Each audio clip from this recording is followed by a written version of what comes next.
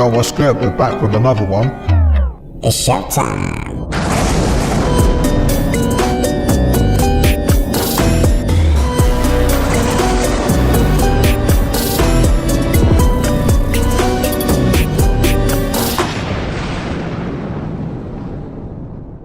Bill Gates, the man who wants to control the weather and reshape the way that you live. I mean, down to you not eating meat. He wants to take down forests in order to cool the climate.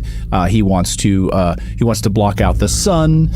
I mean, this is literally what he wants to do. He wants to test vaccines, of course, on unexpected individuals. Like, he loves this stuff right now. And this isn't some conspiracy stuff. This is fact. This is exactly what he's been doing. It's happening right now, and it's connected to something much bigger than just hurricanes and climate solutions. So stick with me here on this. Reshaping the way you live through weather manipulation is what Bill Gates wants to do. So let's start with this. Back in 2009, Bill Gates puts his name on a patent for controlling hurricanes. Yes, you can't make this stuff up. On hurricanes, watch.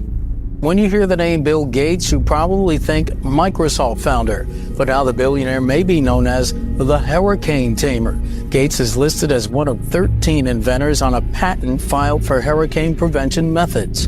Gates and his team plan to use a fleet of ships to cool warm surface water by mixing it with colder water from greater depths. They hope this will sap energy from growing storms, leading to weaker, less devastating hurricanes. What could go wrong when Bill Gates becomes a hurricane tamer and does it under the auspices of trying to downsize the level of this? He also wants to minimize the effects of the sun as well. That's another patent we've talked about. He actually has said that. This is not crazy talk. Minimizing the effects of the sun is insane. Bill Gates is pure evil, bro. You know Bill Gates, Microsoft, super rich. Well, now he wants to dim the sun.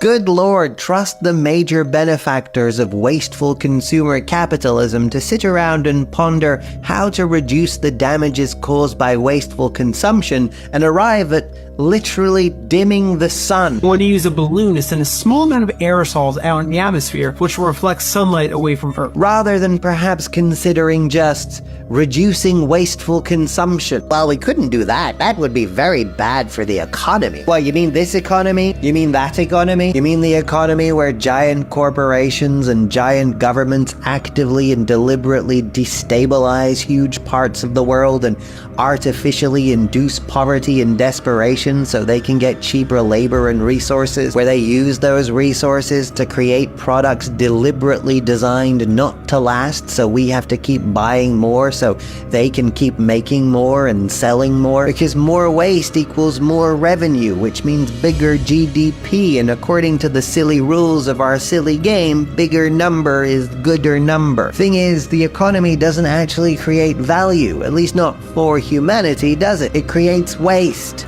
Waste of value. That is quite literally the opposite of creating value. It also creates globally unprecedented degrees of wealth disparity. And go figure that the wealthiest, most powerful people in the world that derive all their wealth and power from the way the system currently is are so unwilling to change the way the system currently is that they'd rather make an enemy out of reality itself. I call this enemy the sun. It is like something out of The Simpsons. They predict everything, bro. What do you say to the charge that if you are a climate change campaigner, but you also travel around the world on a private jet, you're a hypocrite? Well, I buy the gold standard of funding Climeworks to do direct air capture that far exceeds my family's carbon footprint. And I spend billions of dollars on climate innovation. So, should I stay at home and not come to Kenya and learn about farming and malaria? Anyway, I mean, I'm comfortable with the idea that not only am I not part of the problem by paying for the offsets, but also through the billions that my Breakthrough Energy group is spending, that I'm part of the solution. I get what he's saying. He has to travel around in order to do good. And if he stayed home, he wouldn't be able to do it. Trust me, bro. You should stay at home. When people are talking about, we gotta stop people from eating meat to save the planet, bitch. you need to pay attention to the world because most of that shit's coming from China. There's more than 1,000 coal mines in China. Yeah, there's more tonnage of coal being mined now than ever before in history. The people want to stop coal mining. Like, yeah, I understand. But you have to understand how much of that is going on outside this country. And we detailed that yesterday. We went to this sort of a deep dive on it. Most of it is coming from China. Most of it's China, and then second place is India. The United States is minimal in comparison to what's going on over there. And they're not going to stop. When they're talking about climate change, and then they cornered Bill Gates, they're like, you fly here in a private jet. Like, what? It's like, yeah, I actually have one of the largest carbon footprints. Like, so you're a hypocrite. Like, what's your real angle here, buddy? Like, you probably have a business that profits from people deciding to take a green angle, and that's really what's going on. He's trying to push plant-based meat and a bunch of other bullshit, and that's why it's important for him to get that narrative out there about climate change. Why isn't anybody listening to that guy either, by the way, when it comes to public health? He's not the sharpest tool in the box, is he? He just used the jumping off a cliff analogy without even realising. He's right about Bill Gates, bro. He wants us to eat bugs. GMO bugs that are ground into a food slurry for humans sounds like the plot of a dystopian sci-fi novel? Well, it's because it does. But Bill Gates' bug philanthropy does not stop there. In 2021, the Gates Foundation donated more than $2 million to an insect farm in Kenya called Insecti Pro. They mostly use organic waste to raise fly larvae, flies, which they're using to create animal feed. Yeah, exactly that. Because they try to look down, they don't like light. They're going to go through the holes in your hand. Oh! Yes, that is right. Even if you would never eat insect protein directly, soon, instead of eating a grass-fed steak, you could be eating an insect-fed steak and not even know about it. Yum! They also raise crickets for human consumption, and this farm is just one of many already in mass production, raising over 1 trillion bugs a year to feed both animals and humans. But bug food biolasts and insect farms aren't the only things Bill is doing to eradicate meats. I've had fried insects before. They taste like peanuts. Fuck that, bro. I'll stick to meat.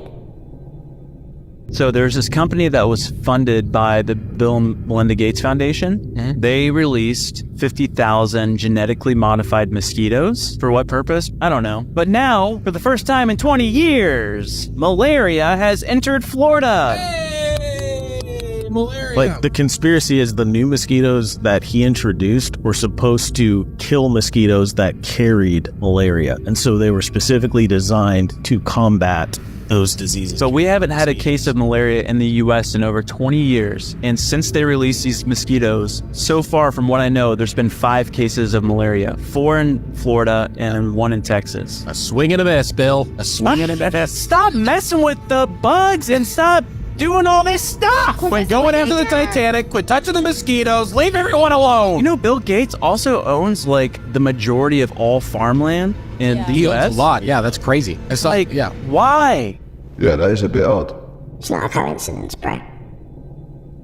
You've all heard the conspiracies and rumors regarding Bill Gates, right? He mentioned today in a statement that he is going to be giving away $200 billion. You heard me. $200 billion. And shutting down his entire foundation by the year 2045. There are claims being made that he's already dumped $100 million into healthcare, poverty, and even education. This was a statement Bill Gates made regarding the closing of his foundation. Take a listen to this. This amazing organization with amazing partnerships, I want to maximize what they can do. And I have no doubt there will be rich people in the future. Even today, there's many people richer than I am. A very humble sounding Bill Gates in that clip. But I know the question on everyone's mind, like it's on my mind. Why now? Why are you choosing right now to give away $200 billion? The claim is he already dropped $100 billion on great causes. Those are great causes: education, poverty, helping people. And he wants to double down and drop another $100 billion on that. So, like I said, my question is, why now? It's hard to point a finger at him when he's giving away most of his money. It's not about money, bro. It's about control. Bill Gates did not invent anything.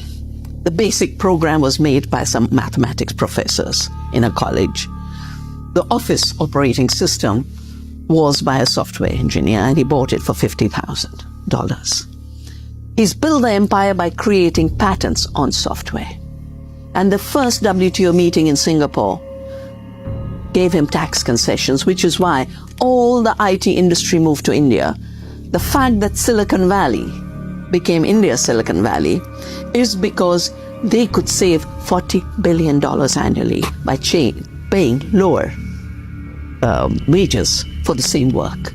It was an outsourcing of software, all for Bill Gates. And then he started to put some of his money into philanthropy. And everyone thinks, wow, he's such a generous man. He gives so much. But I've done an analysis in the book. Every place he gives to is his former future markets.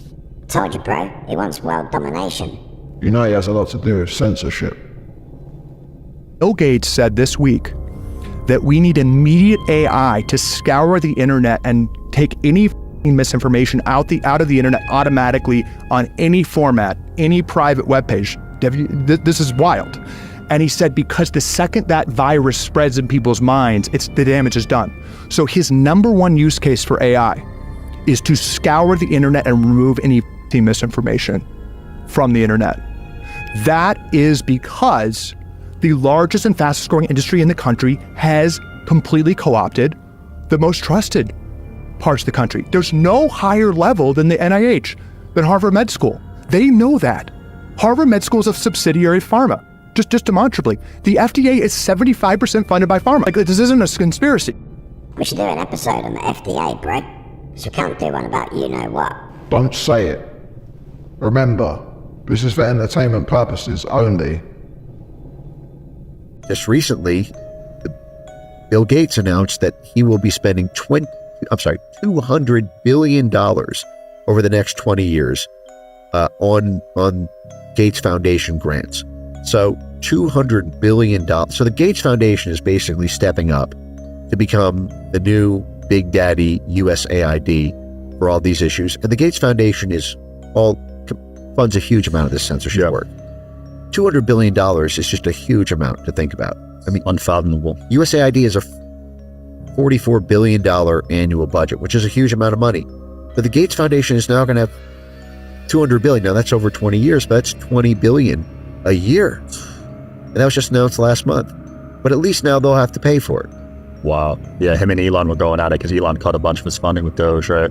And in fact, one of the first things that my organization did was an analysis of the 26 NGO threat letter that was sent to Elon Musk right after he announced the acquisition of X, in between acquisition and closing. You may remember he got this mysterious threat letter that if you go through with your stated intended threats to cut the trust and safety team and to roll back content moderation, say goodbye to your advertising. We're going to work with the global advertisers, the GARM and the World Economic Forum and the National Advertisers Associations and all the big major brands to bankrupt Twitter, as it still was at the time. 12 of those 26 NGOs were funded by Bill Gates. Whoa. Yeah. But that war was brewing. It's a proxy war. He wants to censor everything, bro. I bet he's shitting himself about the Epstein list.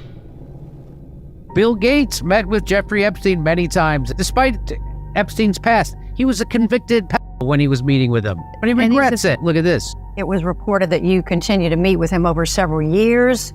And that, in other words, a number of meetings. What did you do when you found out about his background? Now, he did not see this question coming because Bill Gates funds the PBS NewsHour. Did you know that? They didn't have a science report, so he just gave them a bunch of money.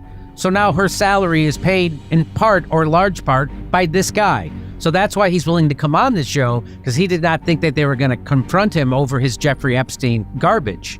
And she did. Well, I've said I regretted having those dinners. And there's absolutely nothing new on that. There's nothing new on that. Is there a lesson for you, for anyone else looking at this? Well, he's dead, so in general, you always have to be careful. Because you could end up dead asking these kinds of questions. You see him? See that tight? He's dead. So you better be careful. I fund your show. I could get you fired. He's guilty, bro. Yeah, that didn't seem like the reaction of an innocent man. Never understood the first thing about this. That's ridiculous. I'm not doing this thing. No. Somebody's confused. Somebody's just not thinking. I mean, there's no way. You had to fight back intensely to stand your ground and make your position and your convictions expressed. But he didn't like to back down. So these fights would go on, you said. They could go on for hours. Oh, yeah, that's right. We're just screaming at each other for hours? And that is exhausting. It's exhausting, but that was Bill's style. Alan was miserable and felt he was being marginalized. And then things got a lot worse. He got cancer. One night he passed by Gates's office and overheard him talking with Steve Ballmer. What were they saying? They were basically talking about how they were planning to dilute my share down to almost nothing. And it was really a shocking and disheartening moment for me. You were sick? Well, I think I was still probably in the middle of radiation therapy. Fucking hell, that's cold-blooded. Yeah, bro. He's a supervillain. For the first time in 4 decades, an American company broke ground on a next-generation nuclear power plant in the U.S. The company behind the new technology is TerraPower, and it's backed by billionaire Bill Gates. Nuclear power is carbon-free, which means it doesn't emit the greenhouse gases scientists link to climate change. And Gates is building a plant in Wyoming at a cost he estimates will be $10 billion. TerraPower's new reactor uses liquid sodium rather than water for cooling, which the company says makes nuclear power cheaper, safer, and more efficient. We spoke with Gates just after he'd broken ground. How many more of these do you have planned? What's that going to depend on? We have discussions with utilities about building 10s of these, but we really only have huge impact and success if we get past 100. So Wyoming has to open before you do these, or? We can start 4 or 5 in parallel. The final approval from the Regulatory Commission is out there in 2030. And so that then gives you the green light to turn the others on. But you can start the construction. The demand for electricity in the United States for the first time in a long time is going to go up quite a bit. It's electric cars, buses. Some people use electric heat pumps in their homes. And just in the last year, with these artificial intelligence breakthroughs, all the big AI companies are saying, okay, we need to build lots of data centers. And so if we don't have nuclear to complement the wind and sun, the country will fall behind the demand for electricity. The demand for electricity over the next 5 years is going to be nuts. Yeah, bro. He's been planning this for years. Is there something now beyond what we understand about computers that, like 20 years ago, we didn't fully understand computers? Is there now another level of something? Maybe we haven't even thought of it. Maybe it's not even possible. Maybe, a whole different mechanism, a whole different software and hardware? Or is this going to be it now through the end of time? Mostly what we're working on now is the computer being a tool to help us learn or find other people with the same interests. Eventually, we may figure out how to make the computer think, but that turns out to be a very tough problem. In fact, there's been almost no progress made on it. So nobody knows when that'll happen. Some people think it'll never happen. Yeah, we don't want them to think, do we? Not really, I wouldn't think. It's a scary thought. Yeah. It's too bad there's no money in this, too, isn't it? It's a shame. Letterman was right, bro. We don't want them to think. It's too late now. 20 years from now, AI will have changed things enough that, just this pure capitalistic framework probably won't explain much, because as AIs, both as sort of white-collar type work and as blue-collar work, as the robots will get good hands and are able to do the physical things that humans do, say working in a factory or construction, or we'll achieve that, and we'll have a lot of making the goods and services, which is we've always had a shortage of doctors, of teachers, of people to work in the factories. those shortages won't exist. And so it's a pretty profound change that will free up a lot of time. And a lot of the population, bro. Yeah, things are going to change drastically. Everyone knows by now that Bill Gates owns a ton of farmland in the United States, about 270,000 acres. And for years, people have been trying to figure out what motivated him to do this. People have speculated and wondered if it has to do with food supply or possibly water supply because of the aquifers that are underneath the land that he purchased. But what does this have to do with ChatGPT and AI? Well, the celebrity blinds website Crazy Days and Nights revealed this blind yesterday, and it may give us the answers we've been looking for. The wealthy farmer, that's Bill Gates, can take the tool he stole from a nonprofit, that's OpenAI, who made ChatGPT, and turn it into a profit maker. And with the tool, he can be the majority supplier of food and drinking water to the world. He would control who gets what. March 21st, Bill wrote this about AI on his blog, Gates Notes. It will change the way people work, learn, travel, get healthcare, and communicate with each other. Entire industries will reorient around it. Businesses will distinguish themselves by how well they use it. I wonder if some of the industries he could be talking about could be the food and water industries. It does seem like he has another agenda.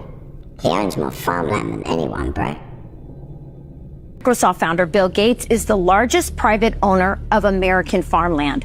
Gates alone holds over 275,000 acres across 19 states. Why do you think Bill Gates is buying up all this land? Well, one is greed, and it's running America's family farm is off family land. Basically, we can't buy the land once Bill Gates moves into the area. Yeah. And what he's trying to do now in the food industry is the same thing that they've done with seeds. You know, when they put genetically modified seeds in, and now he wants to do that with beef. But you know, America's farmers are proud farmers, and I'm asking Americans not to support fake meat, but to support farmers out here. It's not just meat. He's got that pill company and all. Yeah, it's been FDA approved as organic, bro.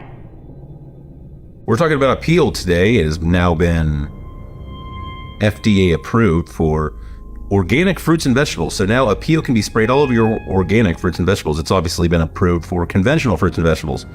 This is the Bill Gates plan to preserve all your fruits and vegetables. So what is a peel? A peel is a combination of citric acid, baking soda, and mono and diglycerides. That sounds pretty good, and they're plant-based mono and diglycerides. So what does that mean? And why has it been accepted for your organic fruits and vegetables? So it's very easy to see, like, hey, this is pretty natural. It's citric acid, it's baking soda, it's mono and diglycerides, and they're derived from plants. This has to be healthy. Don't be fooled. Citric acid and baking soda are fine. But please understand that mono and diglycerides is a food industry term for trans fat. You are now having trans fat sprayed on your fruits and vegetables, even the organic ones. That's nuts. Supermarkets don't sell real food anymore. Yeah, bro. It started with Monsanto. The first generation of GMOs, the BT cotton, the Roundup Ready soya and Roundup Ready corn, have started to breed super pests and super weeds. So now they're trying to get new GMOs based on gene editing and gene drives.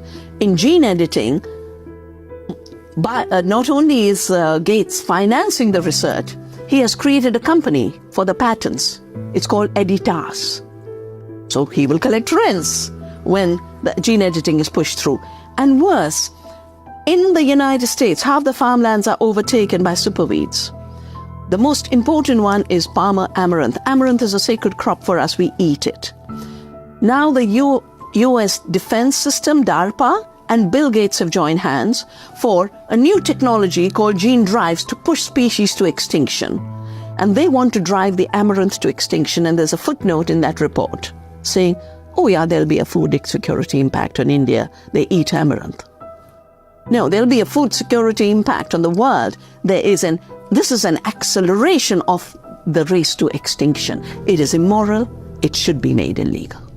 You know, if DARPA are involved, something fucked up's going on. We gotta do an episode on the Monsanto papers, bro. Monsanto were evil geniuses in India. They took their toxic, genetically modified seeds and stuck them in vans. Those vans had television, and they drove all over the countryside. And they would stop in a village and play India's favorite movies. And then, of course, they'd sell their seeds to the farmers. But this is the extra evil part. They went to the farmers individually and offered to buy their old seeds. Of course, the farmer thinks this is a sweet deal because he can just go grab some from his neighbor. But they did that to every single farmer in the village as fast as possible. They did this so that way they could seize control of the historic seeds. Because here's the thing about Monsanto seeds. You cannot replant them. You have to buy new Monsanto seeds every year. So now the farmers, they have to buy their seeds from Monsanto. And all the Monsanto salesman has to do is drive out there to collect the money. Fucking hell, that's pure evil. Yeah, bro. They monopolized farming. What the plan seems to be is to take over the world food supply and make sure we have only food left for Monsanto. Only genetically modified food. We cannot digest anything that's genetically modified because we do not have the fitting enzymes to digest it. That food is now dead and mutated, filled with pesticides or whatever it might be. The body has no idea what to do with it. Keeps on producing enzymes. Digestion takes the most energy out of us. But now usually you digest for a certain amount of time and then you stop.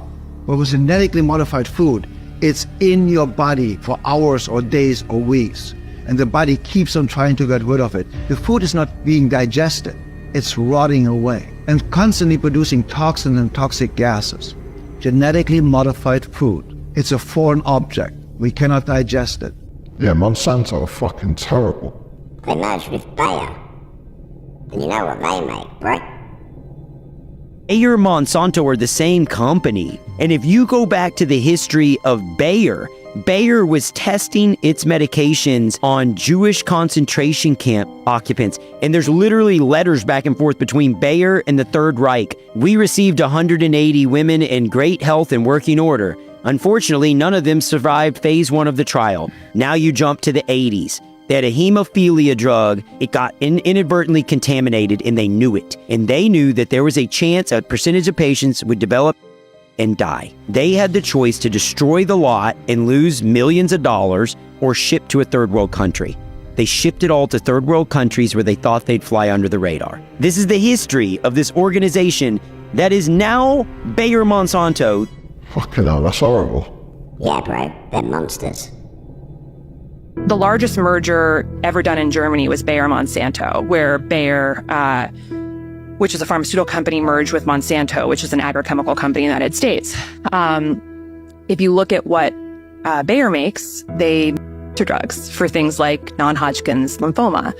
And if you look at what Monsanto makes, which is Roundup, which is the most widely used pesticide in America, the that it causes is non-Hodgkin's lymphoma. They paid out $11 billion in the past couple of years for non-Hodgkin's lymphoma cases. So the companies are merging that are directly known to cause the disease with a medical company that has a treatment for the disease. Like, this is very, very dark. There's a lot we don't know about Big Pharma, bro. But we'll have to save that for next time. Hold on, so we've got to do the giveaway. Leave a comment for a chance to win in our next episode. Let's do this, bro.